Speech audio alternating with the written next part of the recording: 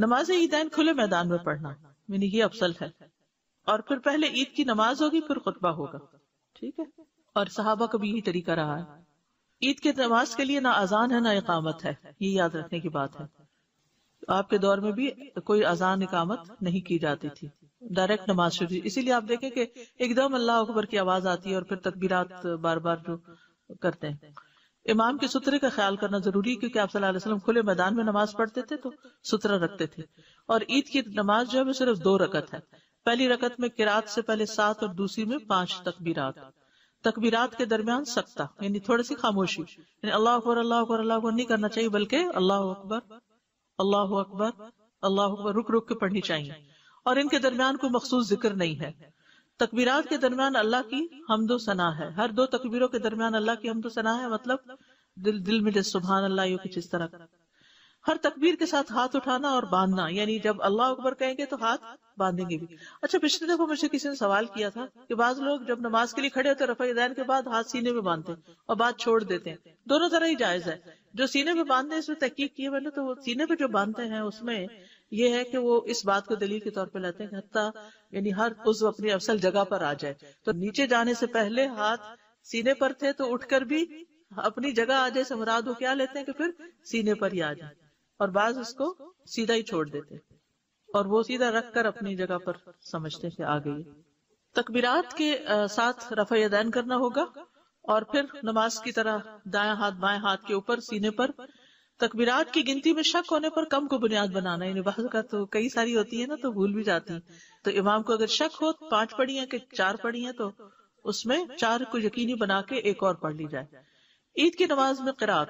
نبی صلی اللہ علیہ وسلم سبح اسم ربک الاعلی اور حل اتاک حدیث الغاشیہ پڑھتے، بعض اوقات عید اور جمعہ اکٹھا ہو جاتا تو بھی اس میں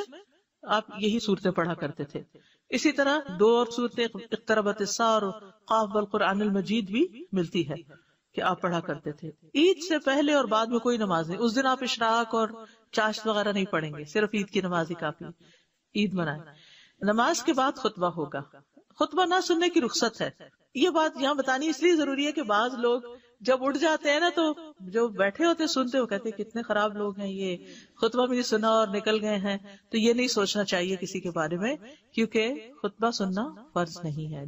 عبداللہ بن صاحب رضی اللہ عنہ سے روایت، انہوں نے فرمایا میں رسول اللہ صلی اللہ علیہ وسلم کے ہمراہ نماز عید میں شریک ہوا، آپ نے ہمیں عید کی نماز پڑھائی، پھر فرمایا ہم نے نماز پڑھ لی ہے، اب جو شخص خطبہ سننے کے لیے بیٹھنا چاہے بیٹھ جائے اور جو جانا چاہے وہ چلا جائے، رخصت ہے، سہولت ہے۔ کیونکہ آپ دیکھیے کراؤڈ ہی اتنا زیادہ ہوتا ہے کہ